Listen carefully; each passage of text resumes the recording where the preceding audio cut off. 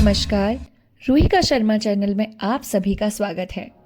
आज की हमारी कहानी के लेखक हैं हरिशंकर परसाई जी, जो कि एक बहुत बड़े व्यंग्य कथाकार हैं। और आज की कहानी का नाम है चार बेटे। बिना कोई देरी किए कहानी पर शुरू करते हैं। बुढ़ऊ टस से मस नहीं हो रहे थे। बड़े बड़े देवता, ज्ञानी, ऋषि मुनि समझाकर हार गए, पर बुढ़ऊ कहते ही रहे, मैं इस उल्टा का मुंह नहीं देखूंगा। हर तीजा पर रात तक जा करती थी, रोज पूजा पाठ करती थी, उपवास और व्रत करती थी और वरदान मांगती थी कि मुझे जन्म जन्म में यही पति मिले। बड़ी पतिव्रता बनी फिरती थी। अब मेरी आंखें खुली, उसने मुझे जीवन भर धोखा दिया। हाय रे तिरिया चरित्र। 75 वर्ष पूरे करके बुढ़ऊ हाल में ही पुण्य प्रताप से स्वर्ग आए। यूं स्वर्ग प्राप्ति के लिए पुण्य आवश्यक नहीं है। कभी कभी सिफारिश से या फ्लूक में स्वर्ग मिल जाता है। इसके भी उदाहरण हैं। अजामिल डाकू ने जिंदगी भर तो नर्क की तैयारी की, पर मरते वक्त अपने बेटे नारायण को पुकारा। नारायण समझे कि मुझे याद किया है, बस उसे सीधा स्वर्ग भेज दिया। नाम की बड़ी कमजोरी होती है बड़ों में।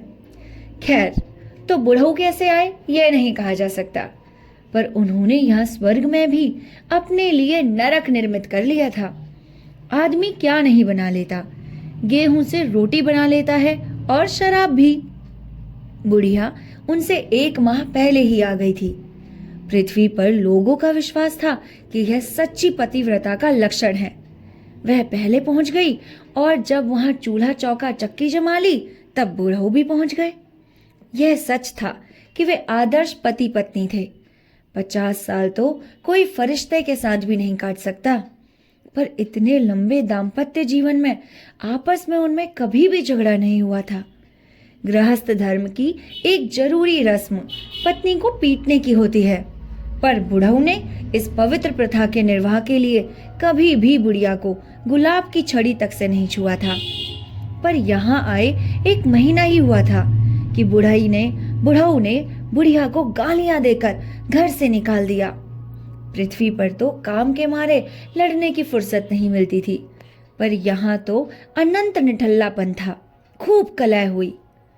बुढ़ऊ ने पत्नी को पहले तो गालियां दी, फिर जीवन में कभी इसका अभ्यास न होने के कारण जब गाली नहीं सूझती तो वो हाथ पांव चला देते। बुढ़िया बेचारी हाथ जोड़ती, पांव पकड़ती, कसमें खाती, पर पति का क्रोध बढ़ता ही जाता। आखिर बुढ़ऊ ने उसे घर से निकाल दिया और स्वयं एक कोने में माथा ठोककर बैठ गए। जब साधारण देवता मनाते मनाते हार गए, तब इंद्र आए और बोले, बाबा जानते हो यह स्वर्ग है। मन का दर्द था इन शब्दों में। बुढ़ऊ ने क्रोध से कहा, हाँ जानता हूं, मुझे यहां बुलाकर कोई एहसान नहीं किया है, अपने पुण्य के दम पर आया हूं। इंद्र थोड़े नरम पड़ गए, कहने लगे, सो तो ठीक है, पर मेरे कहने का मतलब है कि यहां ऐसा व्यवहार शोभा नहीं देता। बुढ़ऊ बड़ी कटु हंसी हंसे उत्तर दिया, यह भी जानता हूं कि यहां कुलटाओं को घर में रखना शोभा देता है, पर मैं तुम्हारी चाल नहीं चलूंगा। उस कुलटा का मैं नाम भी नहीं सुनना चाहता। इंद्र समझ गए कि इनकी बुद्धि में विकार आ गया है। बुद्धि को अपक्षेत्र से बाहर मानकर इंद्र ने देवों के गुरु बृहस्पति को समझाने भेजा। बृहस्पति बुद्धिमान थे, इसलिए बड़ी नम्रता से कहा, बाबा आप जैसा धर्मात्मा यहाँ शताब्दियों बाद आया है, वरना यहाँ असंख्य पापी छल से प्रवेश कर जाते हैं। अब प्रशंसा की दवा से बुढ़ऊ का पित्त कुछ शांत हुआ। बृहस्पति ने आगे कहा, पर आप व्यर्थ का झंझट क्यों खड़ा करते हैं? थोड़े समय में तो यहाँ आपको रहना है, फिर आप जंगल दफ्तर के बाबू के रूप में संसार में भेजे जाएंगे। बुढ़ऊ ने बड़ी चिंता से पूछा। हैं? क्यों? बृहस्पति ने समाधान किया, इसलिए कि आप जैसे कर्मशील व्यक्ति का निर्वाह इन आलसियों में कैसे होगा। इसलिए कहता हूं कि जब थोड़े ही दिन यहां रहना है तो क्यों आपस में झगड़ते हो। बुला लो उन्हें, आपकी धर्म पत्नी है। बूढ़ों की ढीली पड़ती हुई भ्रुकुटी फिर तन गई। बोले, ओह नहीं, यह हरगिज नहीं हो सकता। बृहस्पति ने पैंतरा बदला। बोले, आप नहीं मानेंगे तो आपके जीवन कर्मों की जांच होगी। तब कहीं यह मालूम हुआ कि आप 50 बघा 500 कैसे हो गए। जिस मकान में आप रहते थे उसके आसपास के मकान भी आपके कब्जे में कैसे आ गए, तो जरा उलझन में पड़ जाओगे बाबा। इसलिए मेरी सलाह है कि निभा लो, अपनी बीवी को बुला लो। अब बुढ़ऊ थोड़े से गुस्सैल किस्म के थे। बुढ़ऊ को गुस्सा आ गया। कहने लगे, ओ ये धमकी किसी और को देना। मैंने जो कुछ कमाया मेहनत और ईमानदारी से, कह दिया। मैंने उस उल्टा को हमेशा के लिए त्याग दिया है। अब बस मैं कुछ और नहीं सुनना चाहता, समझे? जाओ यहां से। बृहस्पति ने उसी प्रकार शांति से कहा, देखो बाबा, तुम्हारे त्यागने से कुछ नहीं होगा। बुढ़िया पतिव्रता है और उसने अपनी भक्ति से ये वरदान पा लिया है कि तुम ही 7 जन्मों तक उसके पति होंगे। बूढ़ऊ ने त्योरी बदल कर कहा, ऐसा नहीं हो सकता, यह तो धांधली है। ऐसी धांधली तो मैंने हमारे यहाँ की कचहरी में भी नहीं देखी। सुन लो, मेरे साथ ये धांधली नहीं चलेगी। बृहस्पति ने फिर पैंतरा बदला। बात यह है कि तुम्हारे मन में संदेह समा गया है, पर संदेह की भी दवा है। तुम बुढ़िया की अग्नि परीक्षा ले लो। अग्नि परीक्षा की प्रथा तो सनातन धर्म से चले आ रही है। त्रेता में भगवती सीता ने भी अग्नि परीक्षा दी थी। बूढ़ों ने भी एक ही काया के थे। बृहस्पति को पकड़ा और कहने लगे, अच्छा, फिर भी राम ने उन्हें त्याग तो दिया, तो क्या फायदा?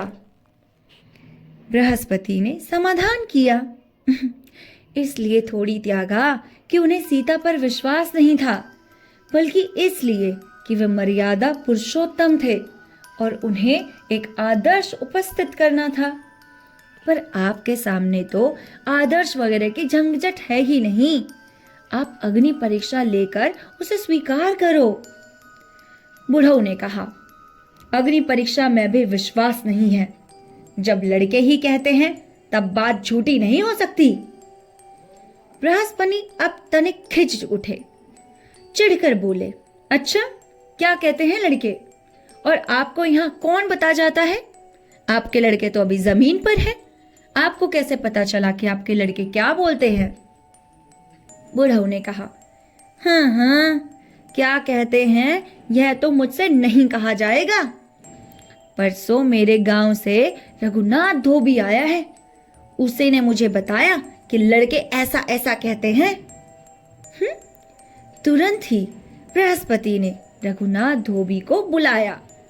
वह वही कपड़े पहने था जो बृहस्पति ने उसे धोने के लिए दिए थे। पर बृहस्पति बुद्धिमान थे, इसलिए देखकर भी चुप रहे। उनसे पूछा, क्या नाम है तुम्हारा? मालिक, रघुनाथ। कब यहाँ आया? परसों मालिक, परसों। उसी दिन आपके कपड़े धोने को लाया था ना? सो तो दिख रहा है। क्यों रे, तूने ये क्या आग लगा दी? धोबी कुछ बोलने ही वाला था कि बृहस्पति ने बूढ़ों से पूछा, बाबा, तुम्हारा क्या नाम है? बूढ़ों ने कहा, जानकीनाथ। बृहस्पति चौंके। कोई पुरानी बात उन्हें स्मरण हो आई। बोले, सब उलझन तुम्हारे नाम ने खड़ी कर रखी है। त्रेता युग से धोबी इस नाम के पीछे पड़ा है। तुम धोबी की बात हरगिज ना मानना। रघुनाथ ने कहा, महाराज, मेरी तो जात ही बदनाम है। जब से मेरे उस पुरखे ने सीता माता को झूठा कलंक लगाया, तब से हमारा बड़ा निरादर हो रहा है। पर मैं क्या करूं, बिना बताए भी नहीं बनता। आप ही बताइए, आप अगर 40 साल तक बाबा के कपड़े धोते और यहाँ आने पर बाबा आपसे बेटों का समाचार पूछते, तो क्या आप ना बताते?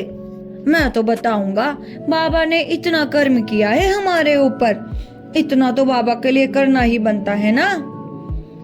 बृहस्पति को अपना इस प्रकार उदाहरण के लिए उपयोग अच्छा नहीं लगा, पर वे बुद्धिमान थे, इसलिए चुप रहे। कहने लगे, तो तूने ऐसा क्या कह दिया इनसे जो ये इतने रीझ गए हैं? रघुनाथ ने बयान दिया, महाराज, बाबा तो साक्षात देवता थे। सारा इलाका अभी तक इनके गुण गाता है। 4 बेटे हैं, जैसे पिता वैसे ही लड़के, राम, लक्ष्मण, भरत, शत्रुघ्न समझ लो। माता पिता की बड़ी सेवा करने वाले। लोग कहते हैं कि श्रवण कुमार के बाद अब ये लड़के हुए हैं, और वह माँ भी साक्षात लक्ष्मी। ऐसा अच्छा घराना कहीं नहीं था। जब बाबा यहाँ आए तो लड़के 3 दिन तक सुध बुध भूले रहे, पर 5वें दिन बेटों में बहस छिड़ गई कि बाप का श्राद्ध कौन करे, यानी पैसा कौन लगाए। अब भगवान की दया से और बाबा के पुण्य प्रताप से चारों लड़के मजे में हैं।